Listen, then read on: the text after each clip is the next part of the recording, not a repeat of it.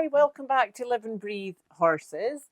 And we're going on with our lovely book, More Than a Horseman, which is a collection of stories of Tom Dorrance. And we are midway in Bryan Neubert's story, which is so long. Well, it's not a story, it's lots and lots of fascinating stories. So today we have part 2.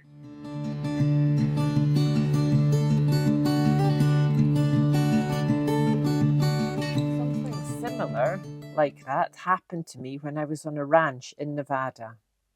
I was the cow boss there for 5 years, starting in the late 70s.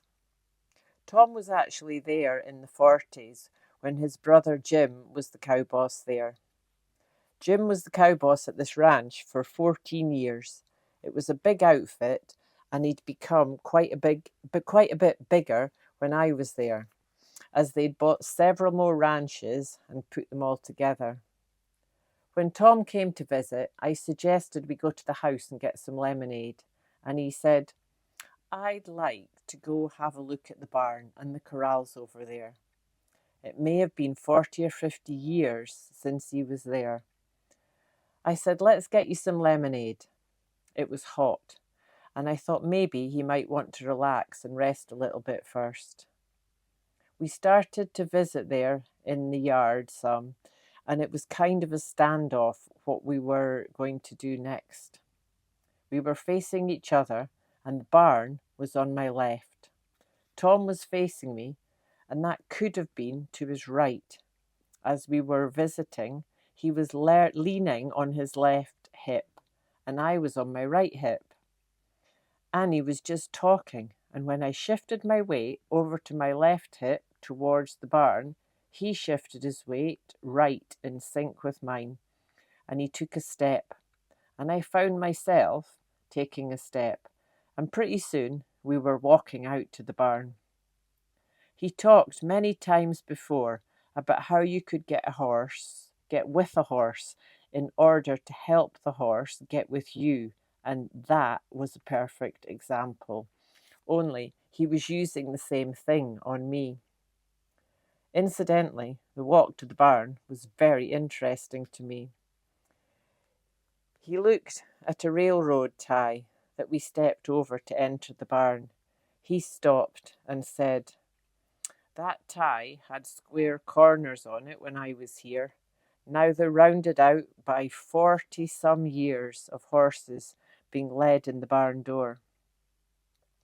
Also, we looked at the place where his nephew Jimmy, Jim's son, had built a round corral of quacky logs.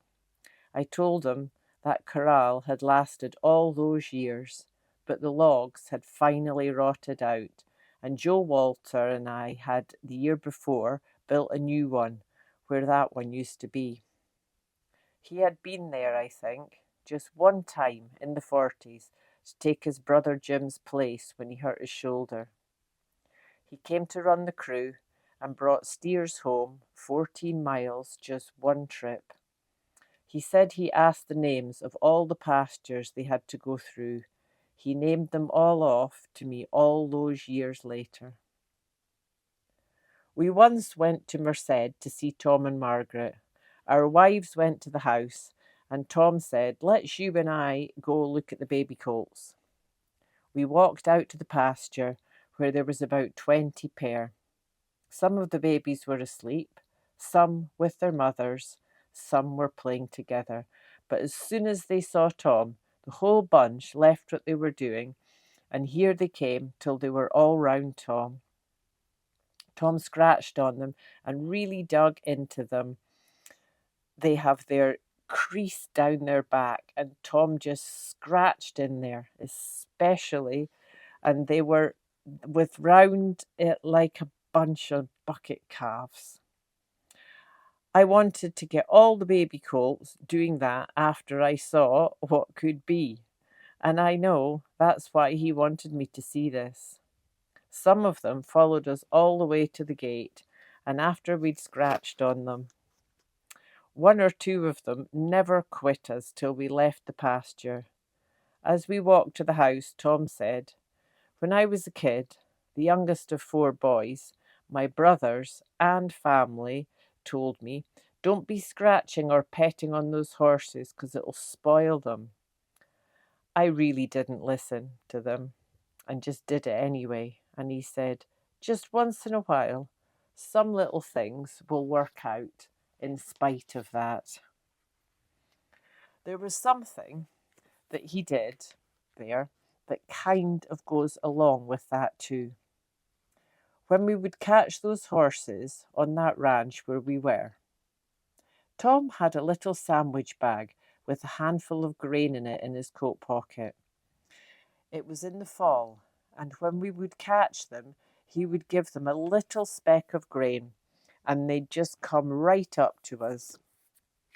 Tom was telling me about how that a horse really doesn't consider volume. He said, I can't make this little sandwich bag last quite a while.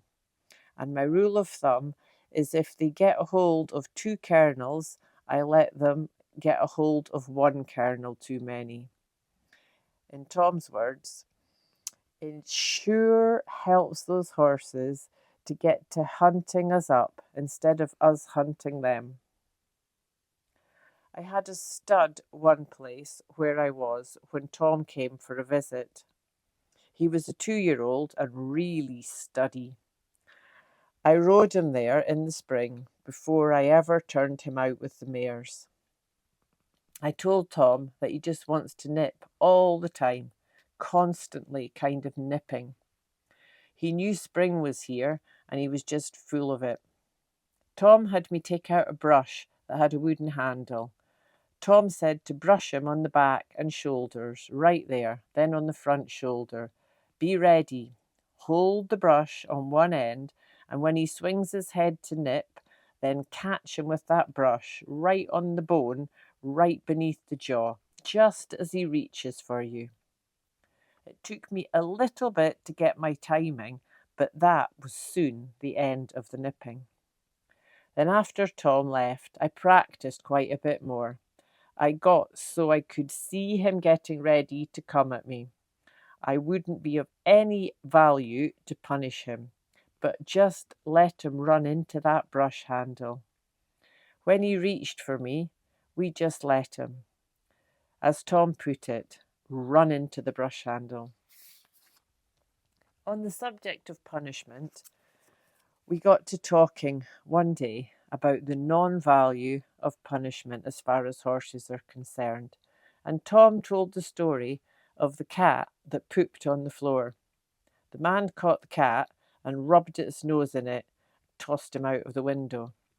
The next day, the cat pooped on the floor. The man grabbed a hold of it, rubbed his nose in it, and out the window.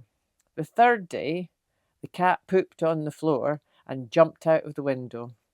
That's about the value of punishment. Tom was trying to get me onto the importance of coming off a hill straight in order to help slow up a horse's front end and help speed up his hindquarters and get him collected coming off the hills. But I wasn't in the habit of doing that. We were riding along, visiting. We went over a ridge and came upon the next ridge. The grass was real green and the tracks were there to see, crooked and all. And Tom said, I guess those tracks on the left are mine and those crooked ones on the right will be yours. And so we went on, and he didn't say any more about it. We went on to the next little hill. I was talking with him and we were visiting, and the same thing happened, and he said, I guess those tracks on the left would be mine and those on the right would be yours. They're not quite as straight as mine, are they? Well, on the next hill, I wasn't going to let him distract me or anything. I was really thinking about it, and when we came to the next ridge and looked back at the tracks, he said, well, both sets of tracks are pretty straight, just a whole lot better they have been. That's such a good chance to get your horse collected, where you can keep them straight that way. Just slow down the front end and speed up the hindquarters. but an easy place to get one collected. I think about that every hill I come off now since that day. In working with Tom, maybe the most important thing Tom talked about was straightness. Tom and I were riding home on our colts. Mine was real green. I maybe had 5 or 6 rides on him. He was eager to get home. As Tom and I were coming down the road, Tom said, "Now, just turn him around and head away from home and go. Get behind him." That means get my shoulders level with the cantle of the saddle and be ready in front to steady him. Drive right straight out and go. Get his ears up and forward till he gets straight. He was crooked and switching his tail, and it wasn't very nice. And when he was just about out of earshot, Tom would holler, "That's good enough. Now come back." Well, I never got that accomplished. We might have tried that maybe 15 or 20 times on the way home. We never made it. And when we came in sight of the house, I thought, well now, we never will make it. Tom was calling me back, not because he was getting straight, but because if I'd gone any further, I'd be out of earshot. Tom said, "Now, just take him straight away from the house and go." I didn't go very far, and his ears came up, his tail was smooth, and we went right on out there, just as nice leaving the house as you could expect any horse to be coming towards the house. Tom was so happy. I remembered he laughed right out loud. I got to using that a lot in my everyday work. From then on, at least, that was what I had for my goal. I presented that to Joe Walter in about 1980 and got him onto it. Joe said I and Jim Neubert made the video first week.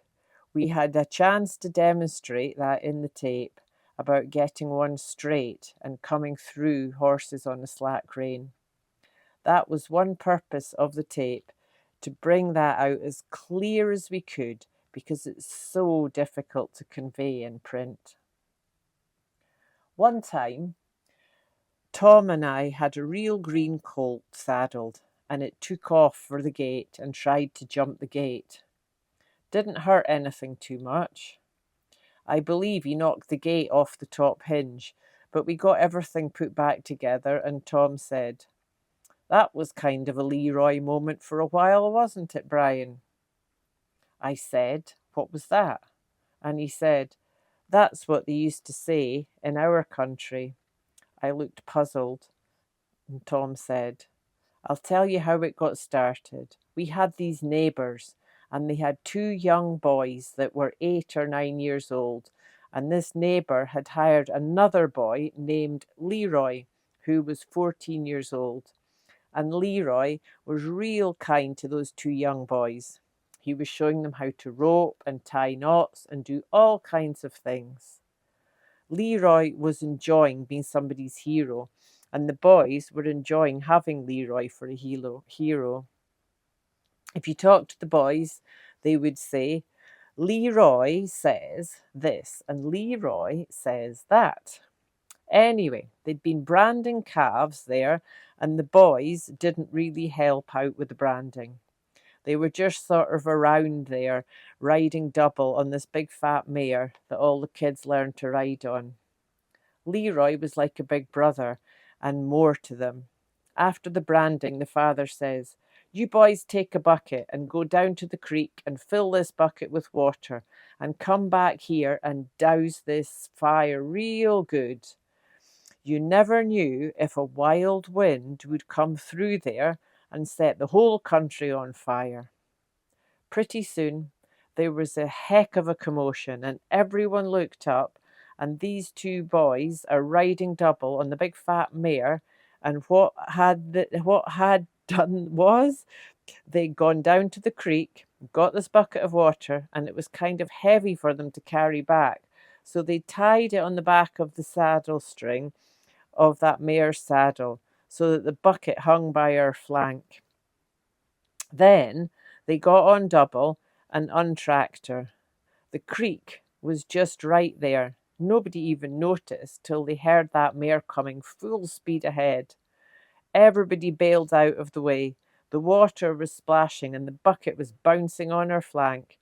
And the boy that was on behind was hanging on to the first one, and the other one had a hold of the reins and was pulling as hard as he could. And when he went through the middle of everybody, he hollered, "Leroy!" It was a serious thing.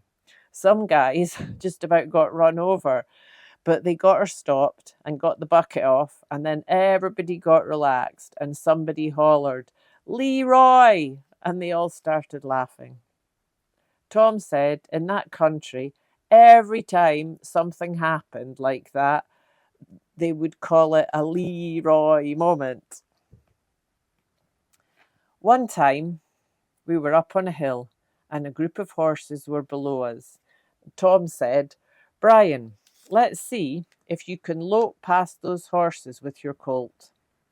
Well, the one I was riding was pretty green, and when I would go by them, he would drop his shoulder and get into those horses, and I couldn't keep him out of there. So I just come by those horses and headed back to Tom. Tom said, "How did that work?" And he was sitting there watching. He just wanted me to explain it. I said, "Well, I was going to go by those horses, but he dropped his shoulder in there and ducked right into the bunch." "Okay, yeah, that's about how it looked to me too." Pretty good description. "Okay, go do that again." And the same thing happened again when I went by. The horse dropped his shoulder in there, lost his momentum, and went right into the bunch. When I got back up on the hill, Tom said, "What happened that time?" I told him the same story that I told him before. He was watching it and knew what had happened, but I told him the same story several times, and he said, "Okay, I've got something for you. This is a little different, but this time, before you reach the place where you know he's going to drop his shoulder, drop your shoulder blades back level with the cantle of that saddle and have your reins fixed. So if he goes to the left, he'll run into the right rein. And if he goes to the right, he'll run into the left rein. And then see what happens." Well, that just carried that horse right on by. It was pretty good. And when I got back up there this time, he said, "What happened?" And I said, "I went right on by." And he said, "Yep, you did. And that worked out pretty good." I said to him, "Where in the world did you get onto that?" And he told me exactly where it was and what had happened that year and exactly when he got onto it. I've never seen anything like that in a magazine or a book or a clinic or a video. I need to get myself ready before it seemed necessary. The way I think of it is I don't really need to think about changing a horse's mind, but rather try to keep it from changing. Perhaps one of the most valuable lessons that I got from Tom was when I was over there near Hollister by Scene. I had a gelding that was a buckskin gelding and crooked as he can be. He had 3 or 4 rides on him. We were up the water tanks and there was a road going up over the ridge, and Tom said, "See if you can breeze him up that road pretty good and go around that little tree up there and come on back. See if you can get him straight." Well, he wasn't wanting to be straight at all. Tom had me kind of seesawing my reins back and forth, then ease up the pressure just as soon as the horse starts to come forward with his ears up. Occasionally, he had me run up the hill maybe 4 or 5 times around that bush or some tree and back again.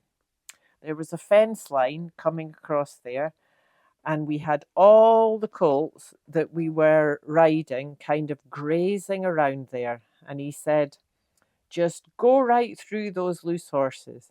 Get your eyes fixed on the post on the other side of them. Then just turn them loose. After a while, that horse went right through the middle of those horses, straight towards the same post I was looking at. And I thought, surely the straightness won't hold through all these loose horses. Just as I was about to get to the fence, there was a horse that saw me coming and rushed to get from my right side to my left in front of me. That horse I was riding never took his eyes off the fence post. I just couldn't believe it. That was that on a totally slack rein and being so green that would be possible. And I heard Tom laughing across the other side of the horses, and he hollered, "How did that feel?" I couldn't wait to get back to tell him. I said I never rode a bridle horse that felt this good. It amazes me how we could find some of those things. I saw him doing some of the same things that he got me doing it too, but not on every horse, and he cautioned me that it wouldn't happen on every horse. He'd throw a bunch of horses together a little tighter, and he would come through them, and then he'd kind of take his horse's nose back and forth till his horse looked out beyond those horses, and so he could cross it and in and out of the bunch with the horse's ears up and no resistance. And then he would start circling the bunch of horses, and if the horses wanted to drop his shoulder and cut in, he would just put his hip right at those horses and take his reins back and forth till the horse came out with his ears up, and then he would take that straightness on the curve. And it might not last too long on the start, but pretty soon he was circling and going through the middle of those other horses with his arms folded. And that was a big help to me. It took me a while so I could get in with those horses, so I could get it with those horses. But when I did, it was so valuable. Thank you for joining me today for part 2 of Bryan Neubert's story. I look forward to see you next time, where we will have the third and final part.